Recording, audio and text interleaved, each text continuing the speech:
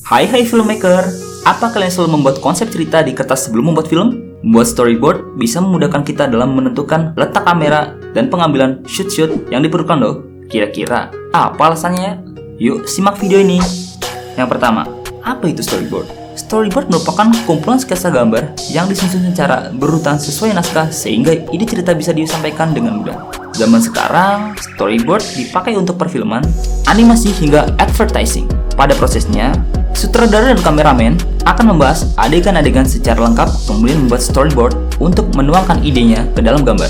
Umumnya, storyboard terdapat tata letak visual adegan yang akan diambil. Storyboard juga penting bagi editor agar ia bisa menyusun scene dengan skenario yang ditetapkan. Sejarah singkatnya, tahun 1933, seorang animator bernama Webb Smith untuk pertama kalinya membuat storyboard. Ide ini berasal dari gambar-gambar yang terpisah dan disusun di papan buletin untuk membuat suatu alur cerita. Alasan penggunaan storyboard yaitu dapat memudahkan sebelum membuat suatu film. Digunakan untuk mengingatkan animator tentang alur cerita dan digunakan supaya memudahkan pembaca dalam memahami alur cerita.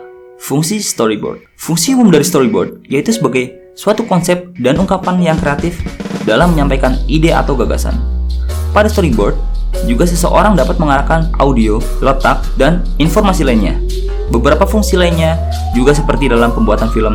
Storyboard berguna untuk menggambarkan alur cerita berdasarkan garis besarnya, berguna dalam perencanaan pada film, dan secara keseluruhan dapat memudahkan dalam memahami alur film. Storyboard memiliki beberapa tujuan antara lain sebagai pemandu untuk orang-orang yang terlibat di dalamnya, memungkinkan seorang pembuat film untuk memvisualisasikan ide-idenya, merupakan alat untuk mengkomunikasikan keseluruhan film, menerangkan suatu alur narasi dari sebuah cerita, dan berperan pada timing sequence.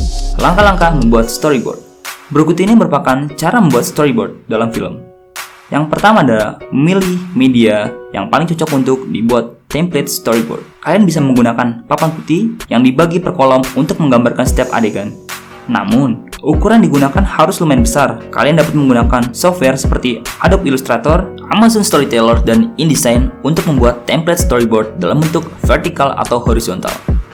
Membuat daftar timeline cerita. Storyboard yang kita buat juga harus memuat cerita secara berurutan dan logis. Setiap adegan harus dapat menggambarkan dengan jelas tentang waktu dan tempat terjadinya serta suasana yang ada. 3. Tentukan jalan cerita secara terperinci. Adegan dalam storyboard juga harus menjelaskan cerita secara keseluruhan. Inti storyboard adalah untuk memberikan kejelasan visual di mana setiap penonton memiliki pemahaman yang sama. Jika film yang dibuat berdurasi pendek, maka perhitungan berapa banyak adegan yang melukiskan jalan cerita secara keseluruhan. 4. Isi deskripsi pada setiap kolom storyboard. Agar setiap adegan pada storyboard dapat menggambarkan cerita, tulislah deskripsi bagian penting berupa latar belakang, suasana, waktu, dan lainnya.